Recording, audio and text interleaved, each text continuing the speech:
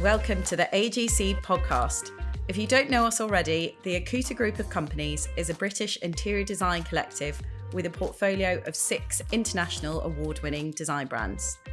I'm your host, Tori, and in this pod we'll be revealing exactly what it takes to build a global design collective that works in some of the world's most exclusive postcodes. You'll meet the talented individuals behind each brand, as well as the many interesting people that have joined us along the way. Stay with us to hear more about how we got here, where we are going, and how we plan on being a force for good in this world of possibilities. We're very honoured to be filming this episode in the OWO Residences in London today. So we wanted to discover more about the unique and iconic masterpiece that is the OWO, its history and its future. And we're sat with the Alex Rusling, Residential Sales Director for the OWO Residences. And we wanted to also showcase our recent instalments here at the OWO. We've designed and furnished 2 apartments here. So it's a great excuse for us to sort of show off a bit our work as well, which was carried out by our team at Accouter. So Alex, thank you for hosting us. Thank you for coming. And I guess because you've been residential sales director for about 4 years. Correct, now. Yeah, 4 years now. So you probably know this building inside out, probably one of the very few to know it very well. So we've been here about 4 years. We've been on site. Project started sort of tail end of 2015, 2016. So there's a team before my arrival. But yeah, 4 years should give me enough grounding in all the knowledge exactly. that we need to know. Correct. Well, I was going to start by saying, can you give us a little intro into OWO and also the significance of the building? I think a lot of people know the name, but not many people might know the history and the relevance of it. So the building dates back to 1906 is when the doors first opened, but construction actually started in 1898. And really the fundamental idea behind the project then was to show the rest of the world the sort of the imperial might of Britain at the time. Mm-hmm. And what better way of doing it than building the most extraordinary building on what we believe to be one of the finest roads in the world. We are directly opposite Downing Street. Mm-hmm. You've got Big Ben, Parliament Square just down the road, Trafalgar Square. So for us, the location speaks for itself, but the sheer beauty, scale and grandeur of the building is the same as it was in 1906. Yeah.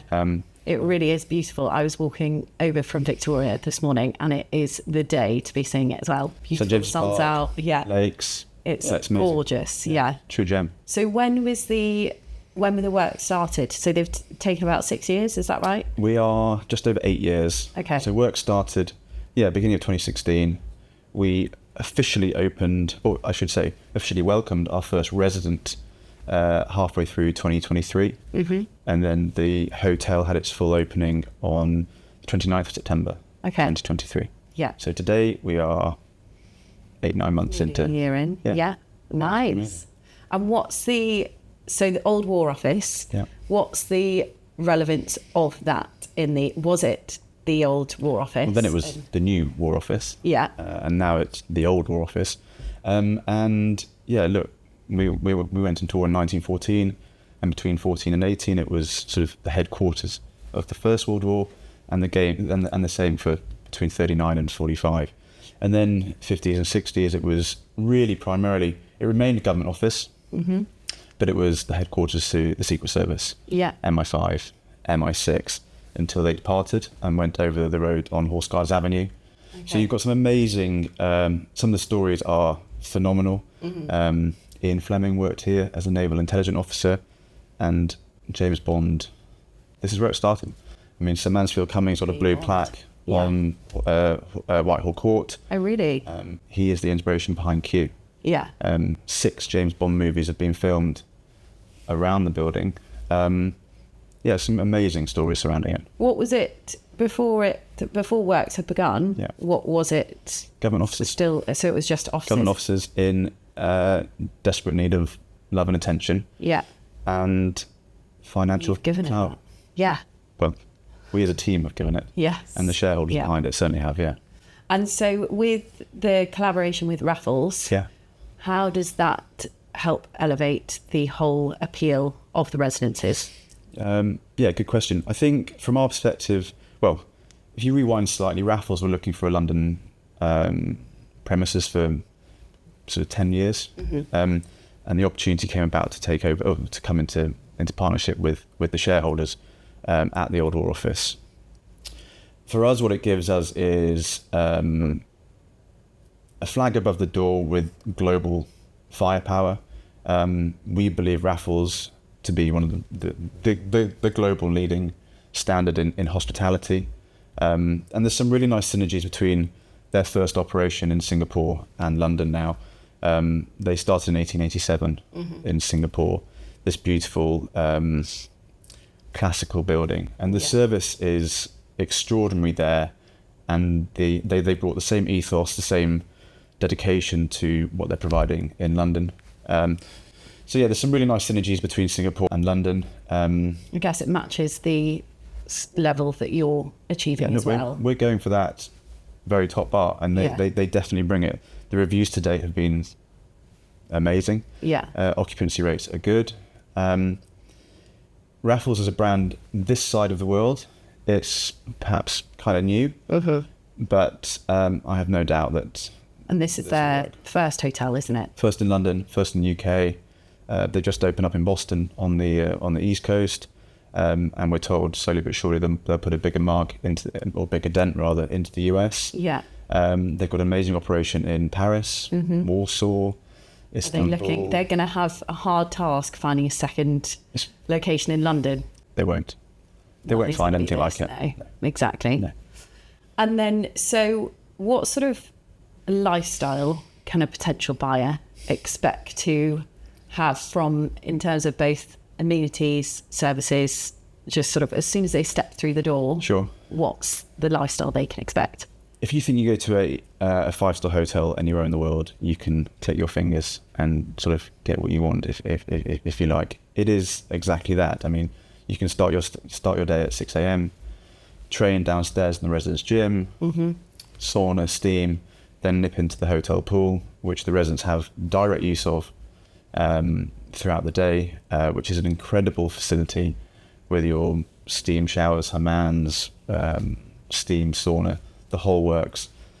Go back to your home, 7 o'clock, you can have your whatever it might be, espresso, croissant, whatever you want, avocado and toast, delivered from the hotel directly into your apartment. You leave for work, the housekeepers can come in, clean your apartment for you.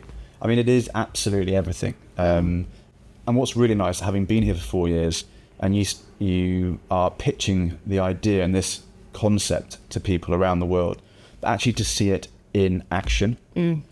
If you're here at 7:30 in the morning, you're seeing housekeeping going into apartments. You're seeing newspapers being put on the front door.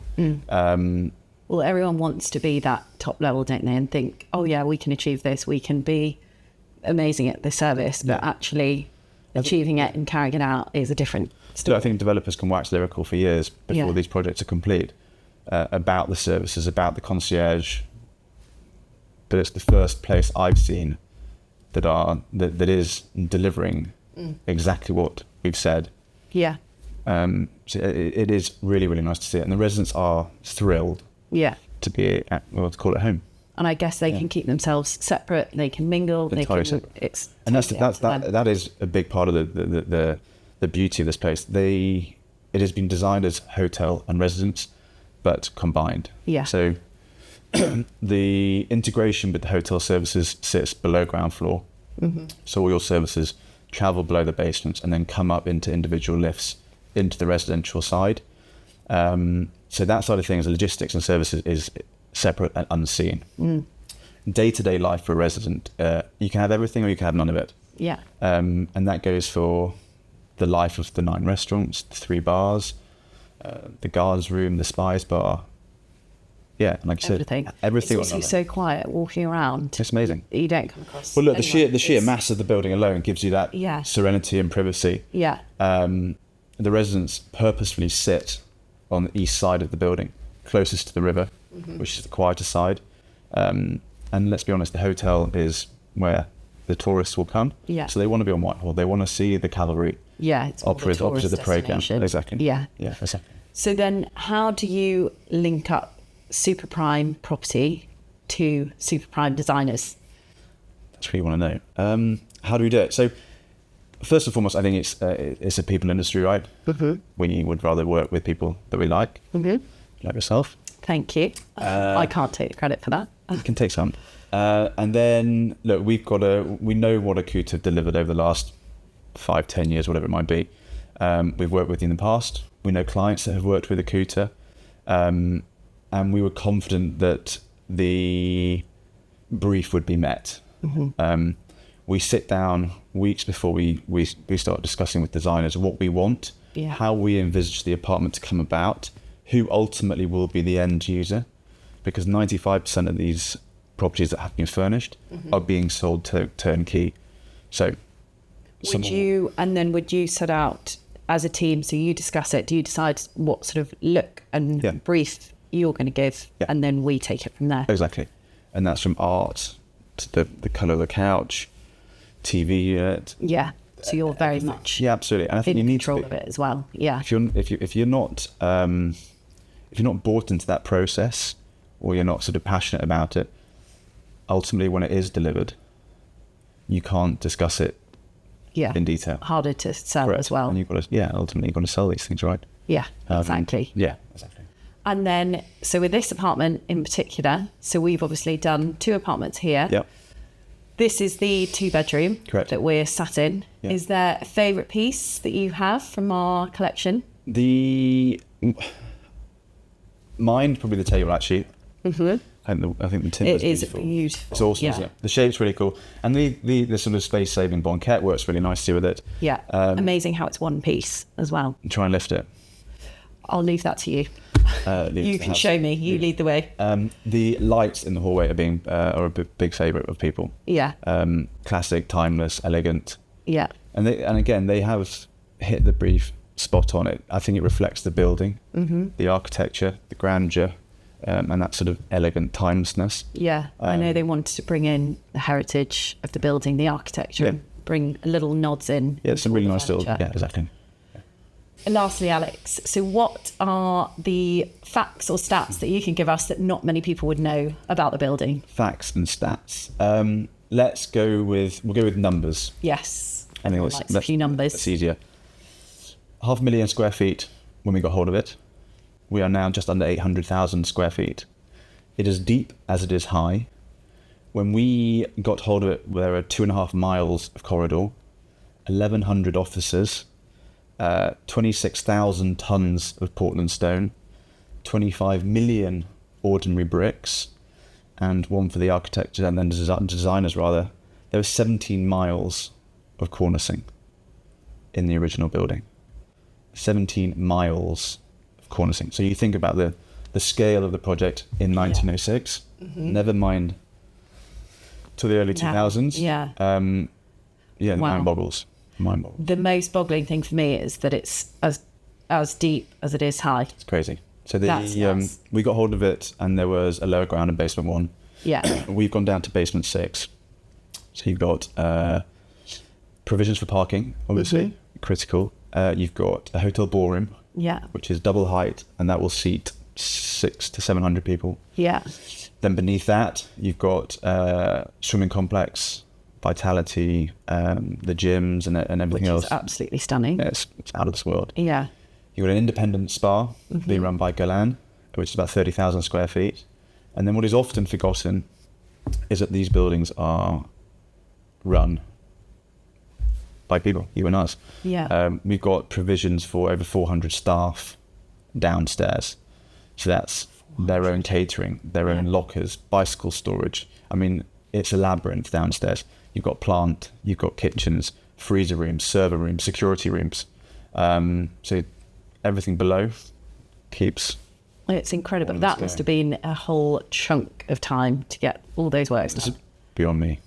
It's, a labyrinth, like you say. It is. Start doing tours around the building. There's a tour, 10:30 every morning. The tour starts at the grand staircase of the hotel. There's a historian, and you get the full guided tour. Who's Churchill that open Suite, to? hotel guests, and you see the Churchill Suite, Haldane Suite, beneath the sort of the lower ground floor. It's like nothing else. Basically, you just need to book a room. Book a room or buy a flat. Or buy an apartment. Please buy an apartment first. And if not, we'll get you into a room. Yeah, exactly. Lovely. Well, My pleasure. Thank you so much, No, thank Alex. you. Thank you. Really, really great to speak to you, and lovely to be here on such a nice day as well. Thank you so much. Speak soon. Cheers. Bye-bye. Thanks for listening to this episode of The Interior Insider. Remember to subscribe to be the first to listen to our latest episodes, and be sure to comment who you'd like to hear from next. Speak soon.